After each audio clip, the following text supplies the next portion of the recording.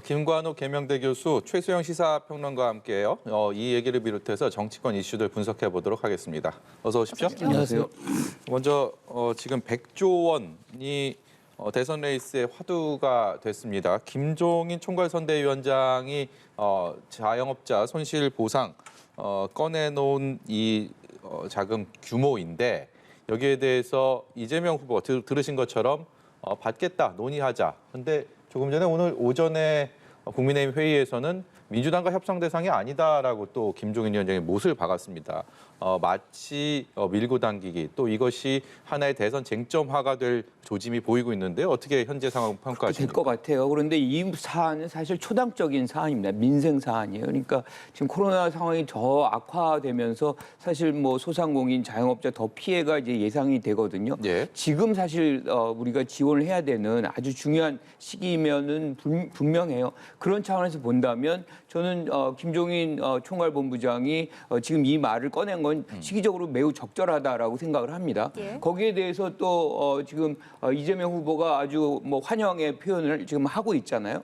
그렇다 그러면 지금 이제 여야가 뭐 국민 전 국민 범국민 무슨 보상위원회를 구성한다거나 해서 빨리 이거를 재원을 어떻게 마련하고 어떻게 해서 집행할 것인지를 논의해줘야 되는데 이거는 또 뭐 아침에 얘기랑 또 달라져서 이거는 선거 후에 하겠다. 그럼 그 사이에 이제 피해 보는 분들은 그때까지 생계를 어떻게 유지를 해야 되는지 사실 이 문제는 이렇게 나왔을 때 뭐 횃불은 이 그런 상황에서 이제 해야 된다는 표현처럼. 지금 해야 되는 것이 골든타임 아닌가라는 생각이에요. 그래서 저는 뭐 이재명 후보의 지금 지적이 적절하다고 생각하고 이게 선거용이 안 되려면 지금 해야 되거든요. 그리고 예. 또 한 가지가 학습 효과가 있어요. 왜냐하면 김종인 전 지금 총괄위원장이죠. 과거에 이제 박근혜 후보에 지원했을 때 경제민주화 정책을 내세웠었습니다. 그런데 집권하고 나서는 그 정책을 하나도 실천을 안 했어요.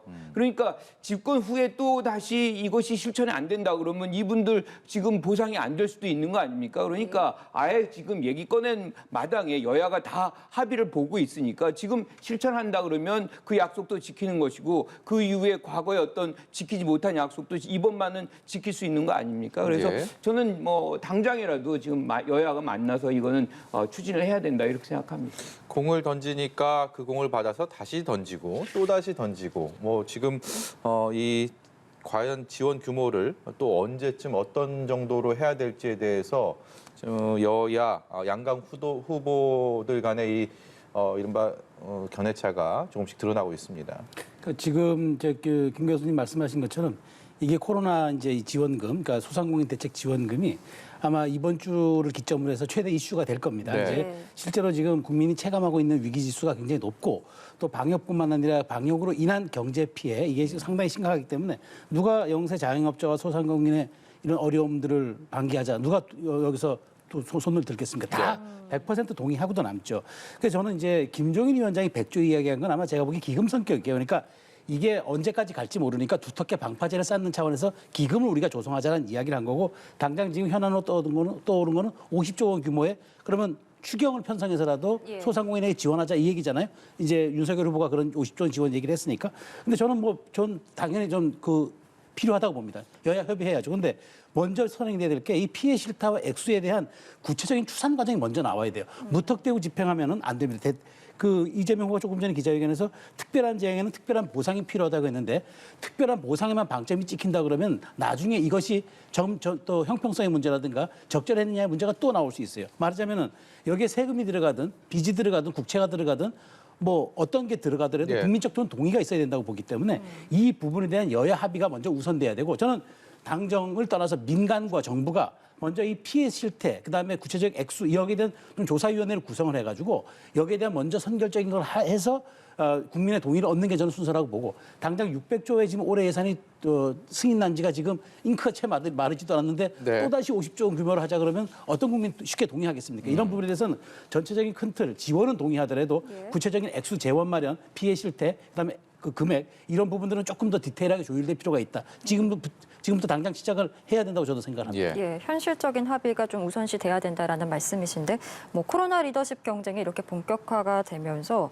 이 코로나19라는 이슈 싸움에서 이제 밀리면 대선 승리도 어렵다는 판단이 두 후보에게 다 있는 것 같습니다. 그 미칠 영향력은 좀 어떻게 분석하시는지. 코로나19가 이제 사실은 백신을 맞으면서 어떻게 보면 이제 소강 국면으로 접어들 것이다라는 그런 예상을 했었고 위드 코로나라는 정책들이 나왔던 거 아닙니까? 네. 그런데 우리 예상했던 것과는 달리 이게 뭐 지금 확진자 수가 굉장히 증폭을 하고 있어요. 굉장한 위기 상황으로 다시 돌아가고 있거든요. 이런 상황 속에서 우리는 새로운 리더십이 필요한 것이고 여기에 지금 뭐 어떻게 보면 현 정부가 존재하지만 향후에 후보들한테 대한 어떤 기대, 의지, 뭐 이들의 어떤 정책의 기조 이런 거를 국민들은 빨리 알고 싶거든요. 왜냐하면 이 상황이 전체적으로 두렵기 때문이거든요. 그래서 이런 부분들은 후보들이 보다 더 강력한 리더십을 발휘를 해야 되는 것이고 지금 당장에 뭔가 국민들의 어떤 두려움, 우려 뭐 이런 것들을 좀 제거해주는 그런 노력들이 후보들 차원에서 좀 전개돼야 될 필요가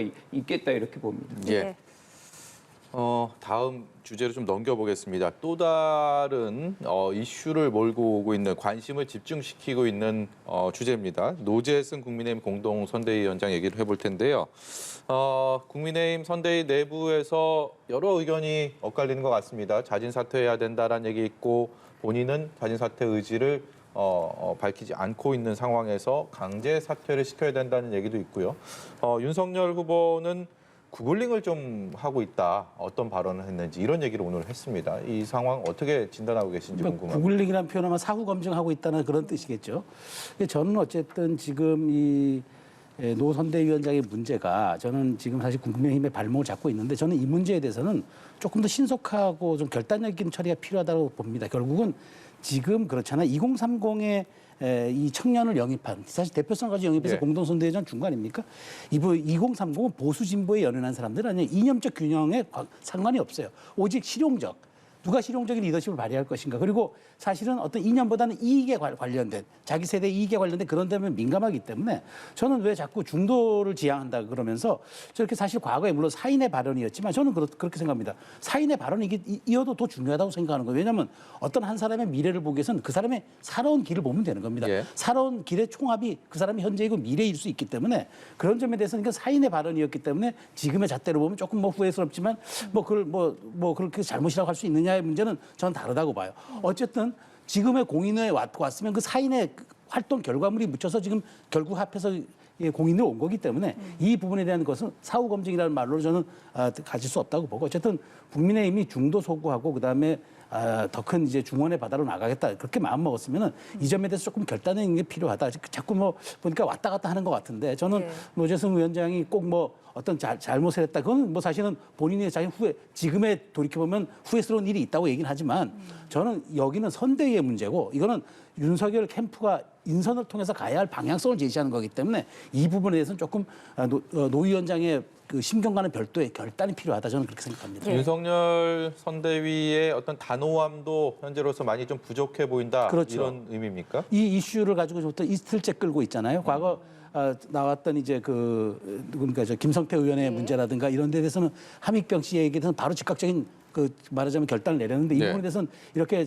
지지부진하는 거는 어쨌든 민주당 상대당의 정 위원장이 사퇴할 때 그랬잖아요. 군내 세평도 그럼 잘 들어보지 않고 임명했느냐라고 했는데 이 부분에 대해서는 어쨌든 이렇게 좀 좌고우면하는 모습은 전 제가 보기에 윤석열이 지향하는 가치가 무엇인가에 대한 약간 의구심이 생길 것 같아요. 예.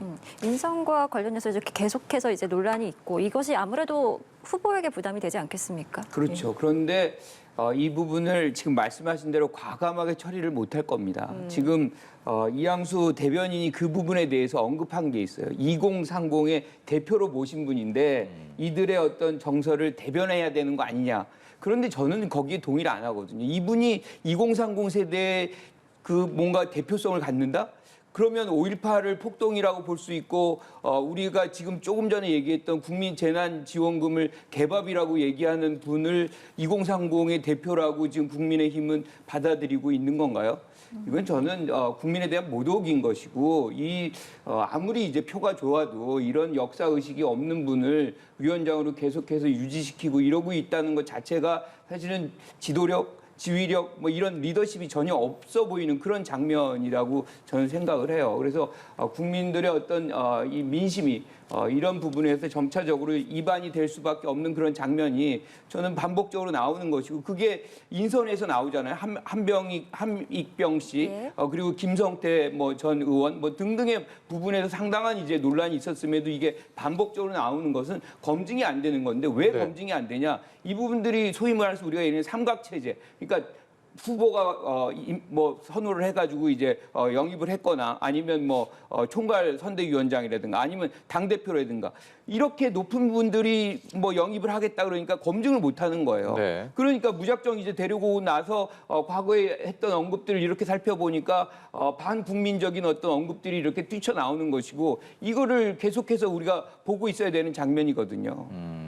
또 한 가지 국민의힘 입장에서 좀 아쉬운 점이 최근 들어서 윤석열 후보도 그렇고 그 앞에 앞서 김종인 위원장도 마찬가지고 이 호남을 끌어안기 위해서 호남 민심을 사기 위해서 굉장히 많은 노력을 기울였습니다. 이준석 대표도 최근에 이용호 의원을 영입한 그렇죠. 것도 같은 맥락에서 좀 볼 수가 있을 텐데 이 노재승 위원장의 여러 가지 발언들 중에서 특히 5.18 관련 발언들 같은 경우는 그동안의 그런 노력들이 다시 또 수포가로 돌아가는 게 아닌가라는 우려를 지울 수가 없는 상황인 것 같습니다. 그렇죠. 그러니까 더더군다나 이제 그 국민적인 어떤 정서와 우리가 이렇게 일관되는 게 있잖아요. 그러니까 5.18 문제라든가 그다음에 김구 선생에 관한 발언들 그다음에 검정구 시 이런 데 대한 발언들 예. 이런 데는 국민 감정선을 분명히 건드리고 있고 어찌 보면 저건 노 위원장 개인의 사견이라기보다는 어떤 그 사실 우리 현대사에 대한 어떤 자기만의 그 시각을 드러낸 거라고 보지만 사실 왜곡된 거라고도 볼 수가 있단 말이죠. 물론 다양성의 시각이라고 본인은 이렇게 항변을 합니다만은 그래서 저는 어쨌든 저는 그런 거예요. 선대위에서 사람을 우리가 영입할 때 그거잖아요. 수권 능력을 입증하려고 사람을 영입하는 거지 우리가 부족함을 위해서 보여주는 건 아니지 않습니까? 그렇죠. 그렇다면 윤석열의 국정 철학의 방향, 나아가야 될 방향, 그다음에 국민 통합의 문제 이런 것들을 다 감안한다 그러면은 여기에서는 그렇게 호남이 홀대받지 않는 세상 만들겠다. 그렇게 김종인 위원장 서진 정책하고 5.18 가서 무릎을 꿇고 이 모든 것들이 사실 더 진정성 있게 인정받고 호남에서 정말 두 자릿수 이상의 득표를 하고 싶다면은 저는 이런 부분에 대한 결단력이 있어야 된다고 보고 윤석열 후보가 어떤 지향의 리더십을 보여줄 것인가를 인선을 통해 저는 보여줘야 된다. 앞으로 이런 인선 과정이 계속 나오겠습니다만은 여기에 저는 철학을 두고 전 했으면 좋겠다는 생각입니다. 또 한 가지 호남 지역구도 조금 전에 얘기한 이용호 의원 영입도 그렇고요. 국민의힘에서 또 금태섭 전 민주당 의원을 영입한 과정들 여기에 맞불을 놓는 것인지 그 차원에서 김관영 최이보의 바른미래당 전 의원을 또 내일 영입한다고 합니다. 민주당에서 그 부분에 대한 효과를 저희는 조금 뒤에 논의를 해보고요. 그 양당의 인재 영입 과정들 그리고 전 의원들 어떻게 보면 좀 아픈 지점일 수도 있고요. 좀 아쉬운 지점일 수도 있습니다. 금태섭, 이용호 전 현직 의원의 영입에 맞불을 놓는 또 김관영 최이배 전 의원, 바른미래당 의원들이었는데요. 어떻게 이 상황들이 큰 변수가 될까요? 이번 선거에서 가장 중요한 그 요인들이라고 한다 그러면 중도 그리고 청년 그리고 호남이거든요. 예. 여기서 누가 가져가느냐의 게임인데 이분들이 대부분 지금 호남 정치인들입니다. 네. 우리가 20대 국회 때 국민의당이 사실 호남을 석권했어요. 그래가지고 지금의 호남 정치인들은 어떻게 크게 보면 지금 민주당 계열과 국민의당 계열 이 이분화돼 있다 이렇게 보는데 지금 어떻게 지금 이재명 후보 쪽이 과거의 국민의당의 이 호남 정치인들을 이제 흡수하는 그런 통합하는 그런 과정에서 김관영 전 의원과 최이배 전 의원을 지금 영입하는 것 같아요. 뭐 일각에는 뭐 이용호 의원의 어떤 대응해서 하는 그런 것이다라고 할 수 있는 얘기를 하는데 이용호 의원 같은 경우 사실 민주당 의원 적이 없어요. 그러니까 새천년 민주당에서 출마를 해가지고 낙선을 했고 그리고 나서는 사실상 민주당 계열의 이 정당에 존재하지 않았기 때문에 사실 여당에서 야당으로 간 사람은 아니다라고 규정을 할 수가 있는 거죠. 어쨌든 이번 선거 국면에서 호남을 누가 가져가느냐가 굉장히 중요한 어떤 이 결절 요인이기 때문에 양당의 어떤 영입 경쟁도 더 확대될 것이고 아마 국민의당 전체 과거의 어떤 호남 정치인 전체가 어디로 가느냐가 굉장히 또 하나의 어떤 요소가 될 수 있겠다 이렇게 봅니다. 저는 이 부분을 저는 예. 짧게 말씀드리면 이렇게 봐요. 그러니까 잘 설명해 주셨는데 그 이용호 의원을 이제 영입한 거는 어쨌든 국민의힘이 이제 호남에 의석을 둔 사람을 영입하면서 이제 교두보를 확보하겠다는 게 반문재인 플러스 호남 끌어안기로 저는 보여지고 그다음에 김관영 최입의 의원을 맞불 성격으로 놨잖아요. 저는 이거는 진보 대통합 컨셉이라고 저는 생각합니다. 그래서 이제 중도 무게파 전문성 이 두 사람이 사실 그런 이제 좀 약간 성향을 갖고 있는 정치인들이잖아요. 그렇기 때문에 요걸 끌어안으면서 진보를 다 아우르는 우리는 대통합을 해서 맞불을 놓겠다라는 게 아마 예. 이재명 후보 선대의 전략. 그래서 이렇게 좀 약간 대척점을 갖는 그러니까 영입 인사가 이루어지지 않았나 저는 그렇게 분석을 합니다. 예, 예. 알겠습니다. 저희 선대위의 전략과 관련된 내용도 좀 다뤄볼 텐데요. 기존 대선에서는 이제 후보 대 후보 대결의 양상이었다면 이번엔 좀 다른 양상을 보이고 있지 않습니까? 민주당에서는 이재명만 보인다라는 말이 나오고 있고 국민의힘은 윤석열 후보, 윤 후보가 보이지 않는다. 이런 얘기들이 나오고 있는데 각각의 전략에 따른 득과 실이 있겠습니다만 이번 대선에서는 어떤 전략이 조금 더 유리하다라고 보십니까? 그러니까 저는 이제 우리가 흔히 이제 선거의 3대 요소를 꼽으라 그러면 이제 구도와 인물과 이슈를 그러니까 정책을 꼽는데 지금 사실 구도로 보면 윤석열 후보가 상당히 유리한 거예요. 그러니까 거의 뭐 정권 교체를 한다는 국민의 그 여론조사가 55%를 항상 육박하고 또 넘어서는 지표도 있기 때문에 그러면 구도 싸움에서 윤석열 후보가 완전히 압도하고 들어간다는 얘기죠. 그런데 이재명 후보는 사실 정권 교체론에 맞불을 떼서 그럼 본인이 이제 정권을 가져오는 게 정권 교체라고 얘기하는데 많은 국민들이 거기 동의하지 않아요. 오히려 청출어람이라는 말로 이제 대신하고 있기 때문에 그러니까 저는 이재명 후보 입장에서는 그러면 인물론으로 이 균열을 파고들 수밖에 없고 여기 승부를 걸어야 되겠다 판단하고 있는 것 같아요.